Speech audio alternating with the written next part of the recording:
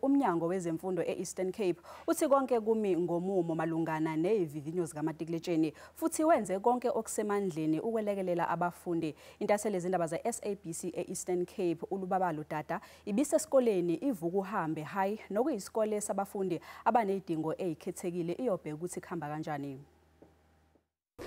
Siphotise kune studio nakumbukele ekhaya silapha ke eVukuhambe special school eMdantsane nalapha khona abafundi bebehlelele iphepha labo lebanga leshumi lesingesi kodwa ke ngethamsanqa ndinaye omnye wabafundi noza ukuthi asibalisele ukuba iphepha eli belihamba kanjani na sibulise sikwamkele sisiqala usiphe amagama nefana. Igama lami nguSimamkele Zondwayo. Iphepha besilibhala namhlanje le-English belingekho nzima lingekho lula belibhaleka ngoba imisi zethu thina apha eVukuhambe zikwazile ukubana zisincede through yonke le nto ibisenzeka. Thina singabantwana baseVukuhambe sikwazi ubheka kwezinye izikole around uMdantsane ngenxa yobana kukho iziteps. So imisi zethu zikwazile ukusinika enough information ngokubana basingenise iklasi ngo-7 basikhuphe ngo-9 baphinde basingenise until kube late ebusuku so that sizokwazi ukubhala i-final exams. Ungasichaza babe kunjani ukulungiselela eli phepha ibiliphepha lakho lokuqala eli bekunjani ngelixesha benilungiselela na also nangelixesha ke ngoku nilifumanayo ubuziva njani?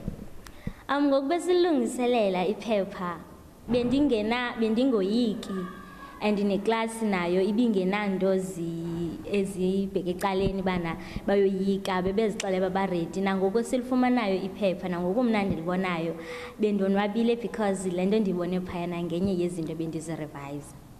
Ungasichazela into ba ke ngoku nina nincwase uba mhlambi nifumane umyinge omngakanani wokuphaselwa njengoba kulo nyaka kuphela isikolo sibe sifumene u-80% nina nime ndawoni? I-aim yethu ngu-100% but if asikwazanga ufika ku-100% at least 80% singamzama. Nkosi. Ungasichazela ngezicwangciso zakho ke ngokwemveni kokuba ugqibe ubhala iphepha eleshumi? Xa ndigqibile ubhala ugrade 12 bendizawuthatha i-gap year but ke ndiye ndatshintsha ingqondo ngoba ndibonile ininzi into efuneke ndiyenzile. Into endizawuyenza ndihamba ndiyofunda eGauteng ndiyokwenza i-human resource. Ngokwamanye amaphepha lana niwalungiselela njani njengoba iselibilo lokuqalela amanye lana zathi alandele? Akulalwa bethu nani asizulala.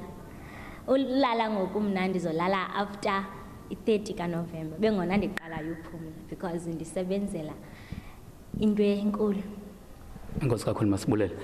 Lokho ke ibingomnye wabafundi bebanga leshumi esisho into bangaba iphepha labe bebelibhala lesingesi namhlanje belingekho nzima kakhulu ngoba belilungiselele kusukela ukuqala konyaka. Esisho kwakhona into basaqhubekeka befunda beqinisekisa ukuthi abazolala yaye bencwase ukuba bafumane u100% baphase bebonke abafundi bebanga leshumi kulonyaka. Sithatha intambo sezibuyisele kune studio.